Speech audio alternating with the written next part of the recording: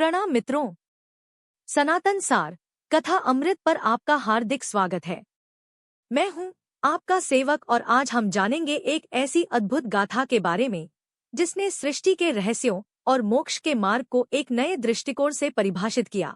क्या आप कल्पना कर सकते हैं कि कोई ऐसा व्यक्तित्व हो सकता है जो जन्म से ही पूर्ण ज्ञान का स्वामी हो? कोई ऐसा जो युगों युगों तक केवल बालक की अवस्था में रहे, लेकिन उसका ज्ञान ब्रह्मांड के सबसे बड़े ऋषियों से भी अधिक हो। आज हम बात कर रहे हैं उन रहस्यमय कुमारों की जिन्हें समय की सीमाएं कभी नहीं छुईं। लेकिन इस ज्ञान की यात्रा में एक ऐसा मोड़ आया जिसने वैकुंठ के द्वारपालों का भाग्य बदल दिया और पृथ्वी पर रावण तथा हिरण्यकशिपु जैसे महाशक्तिशाली असुरों के जन्म की नींव रखी। कथा का आरंभ होता है सृष्टि के उस शुरुआती कालखंड से जब ब्रह्मा जी ने इस संपूर्ण ब्रह्मांड की रचना का बीड़ा उठाया था। सृष्टि का विस्तार तो हो रहा था, लेकिन ब्रह्मा जी के मन में एक ऐसी इच्छा जागी कि उनके साथ कुछ ऐसे मानस पुत्र हों जो ज्ञान और मोक्ष के मार्ग में निपुण हों और सृष्टि के संचालन में सहायक बन सकें। ब्रह्मा जी की इसी दिव्य इच्छा को पूर्ण करने के लिए भगवान श्री विष्णु ने अपने ही अखंड तत्व से 4 दिव्य कुमारों को प्रकट किया। ये थे सनक, सनंदन, सनातन और सनत कुमार। ये चारों कुमार सामान्य मनुष्यों की भांति नहीं थे। वे जन्म से ही ब्रह्मचारी थे, ज्ञान सिद्ध थे और उनका पूरा ध्यान केवल मोक्ष की प्राप्ति और ईश्वर की भक्ति में लीन था। इन चारों कुमारों की विशेषता यह थी कि उन्होंने कभी भी वृद्ध होने का चुनाव नहीं किया। वे सदैव बालक की अवस्था में रहे ताकि उनकी जिज्ञासा और पवित्रता कभी समाप्त न हो। वे ज्ञान के सागर थे, लेकिन उनके मन में एक ऐसी तड़प थी जो उन्हें उस परम धाम की ओर खींच रही थी जहां साक्षात श्रीहरि निवास करते हैं। लेकिन तभी उनके भीतर एक ऐसी जिज्ञासा जागी जिसने उन्हें एक अत्यंत कठिन यात्रा पर निकलने के लिए प्रेरित किया। सनकादि कुमारों ने निश्चय किया कि वे वैकुंठ धाम की यात्रा करेंगे। वे आकाश मार्ग से उड़ते हुए, मंत्रों का जाप करते हुए उस दिव्य लोक की ओर बढ़े जहां चारों ओर केवल शांति और दिव्यता का वास था। जब वे वैकुंठ के भव्य द्वारों पर पहुंचे तो वहां का दृश्य अलौकिक था। स्वर्ण के द्वार और दिव्य आभा से चमकता हुआ वह स्थान किसी स्वप्न जैसा प्रतीत हो रहा था। परंतु जैसे ही उन्होंने भीतर प्रवेश करने की कोशिश की, उनका सामना वैकुंठ के 2 शक्तिशाली द्वारपालों जय और विजय से हुआ। अब यहाँ एक ऐसी परिस्थिति बनी जिसने आगे चलकर इतिहास की दिशा बदल दी। जय और विजय ने देखा कि सामने 4 छोटे बालक खड़े हैं। वे बालक थे, लेकिन उनके शरीर पर कोई वस्त्र नहीं थे। वे दूरगंबर थे। उनकी वेशभूषा और उनकी बालक जैसी आकृति को देखकर जय और विजय भ्रमित हो गए। उन्हें लगा कि ये साधारण बालक वैकुंठ जैसे पवित्र और गोपनीय स्थान पर कैसे आ सकते हैं। अहंकार और अज्ञानता में डूबे जय विजय ने न केवल उन्हें रोका, बल्कि उनका उपहास भी किया। उन्होंने उन दिव्य कुमारों को अपमानित करते हुए कहा कि यह स्थान उनके जैसे बालकों के लिए नहीं है। परंतु जय विजय यह भूल गए थे कि रूप कभी कभी सबसे बड़ा भ्रम होता है। और इसी क्षण एक ऐसा विस्फोट हुआ जिसने सबको स्तब्ध कर दिया। अपमान की अग्नि जब ज्ञान के साथ मिलती है तो वह शस्त्र बन जाती है। सनकादि कुमार, जो अत्यंत शांत और सौम्य थे, जय विजय के इस अज्ञानतापूर्ण व्यवहार से अत्यंत क्रोधित हुए। उन्होंने देखा कि ये द्वारपाल केवल बाहरी रूप को देख रहे हैं और आंतरिक दिव्यता को पहचानने में असफल रहे। उसी क्षण सनकादि कुमारों ने जय और विजय को एक ऐसा भयंकर श्राप दिया जिसकी कल्पना किसी ने नहीं की थी। उन्होंने कहा कि तुम दोनों ने ज्ञान के अवतारों का अपमान किया है, इसलिए तुम इस वैकुंठ के सुखों को त्याग कर दैत्यकुल में जन्म लोगे। यह सुनकर पूरा वैकुंठ थर्रा उठा।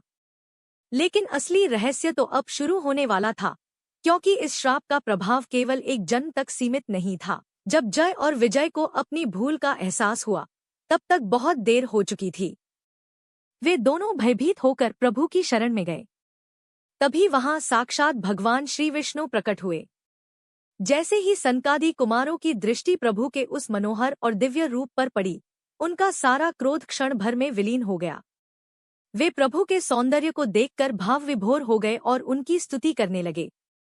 उन्होंने अत्यंत भावपूर्ण शब्दों में कहा, हे कुलकीर्तित प्रभो, आपने हमारे सामने यह मनोहर रूप प्रकट किया है जिससे हमारे नेत्रों को बड़ी ही सुख मिला है। भगवान विष्णु ने मुस्कुराते हुए सनकादि कुमारों के चरणों में अपना सम्मान व्यक्त किया और जय विजय के अज्ञान को स्वीकार किया।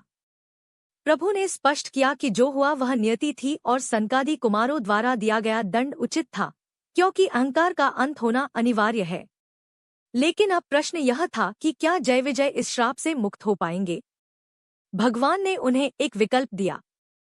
उन्होंने कहा कि यदि तुम चाहते हो कि तुम शीघ्र वापस लौट आओ, तो तुम मुझे शत्रु मानकर जन्म लो, ताकि मेरे हाथों तुम्हारा उद्धार हो। यदि तुम भक्त बनकर रहोगे तो तुम्हें 7 जन्मों तक असुर योनि में भटकना होगा। और यहीं से शुरू हुआ जय विजय के 3 जन्मों का वह चक्र, जिसने पृथ्वी पर हाहाकार मचा दिया। पहले जन्म में वे हिरण्याक्ष और हिरण्यकशिपु के रूप में आए। हिरण्यकशिपु का अहंकार इतना बढ़ गया था कि उसने स्वयं को ईश्वर घोषित कर दिया, लेकिन अंत में उसे भगवान नृसिंह के हाथों मृत्यु मिली। दूसरे जन्म में वे रावण और कुंभकर्ण बने, जिन्होंने अपनी शक्ति से तीनों लोकों को जीत लिया, पर अंततः भगवान श्री राम के बाणों ने उनका अंत किया। और तीसरे जन्म में वे शिशुपाल और दंतवक्र बने, जिनका वध भगवान श्री कृष्ण ने अपनी सुदर्शन चक्र से किया।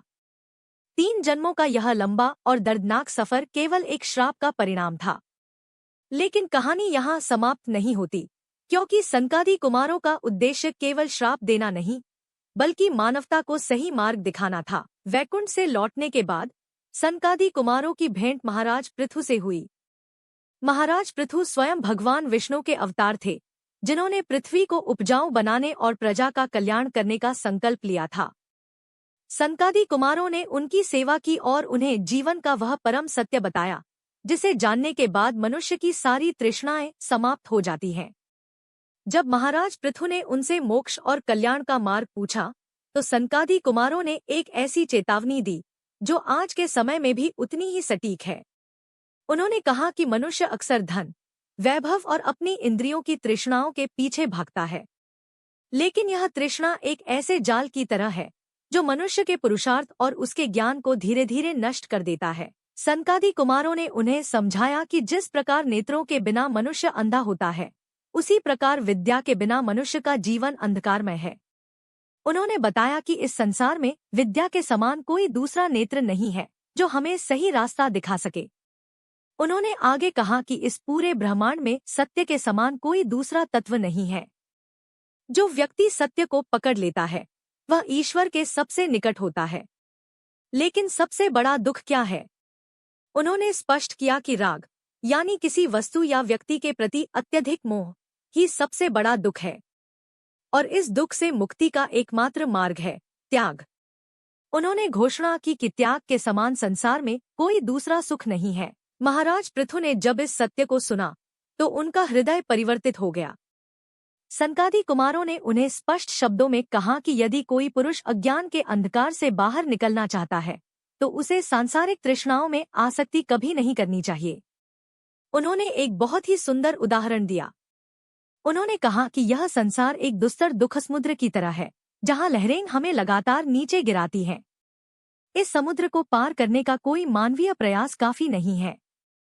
उन्होंने महाराज पृथु से कहा, तुम तो भगवान के उन दिव्य चरण कमलों को एक नाव की तरह बना लो।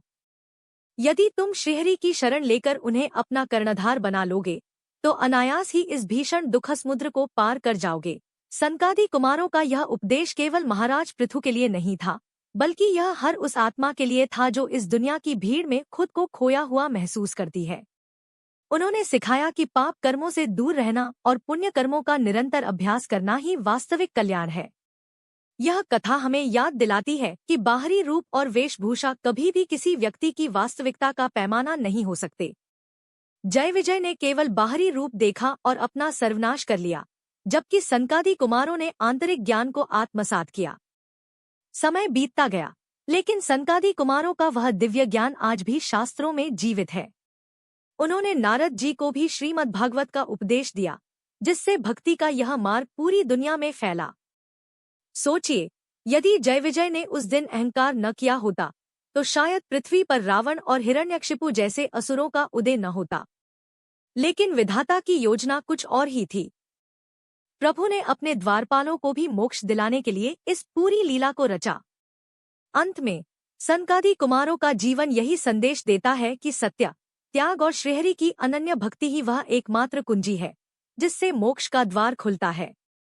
जब तक मनुष्य अपनी इंद्रियों का दास है वह बंधा हुआ है, लेकिन जैसे ही वह श्रीहरि के चरणों में समर्पित होता है वह मुक्त हो जाता है। वह क्षण आज भी जीवंत है जब वैकुंठ के उन छोटे बालकों ने अपनी एक वाणी से नियति को बदल दिया और संसार को यह सिखाया कि ज्ञान की शक्ति शस्त्रों की शक्ति से कहीं अधिक महान होती है। अगर यह कथा आपके मन को छू गई हो तो सनातन सार कथा अमृत को सब्सक्राइब करें।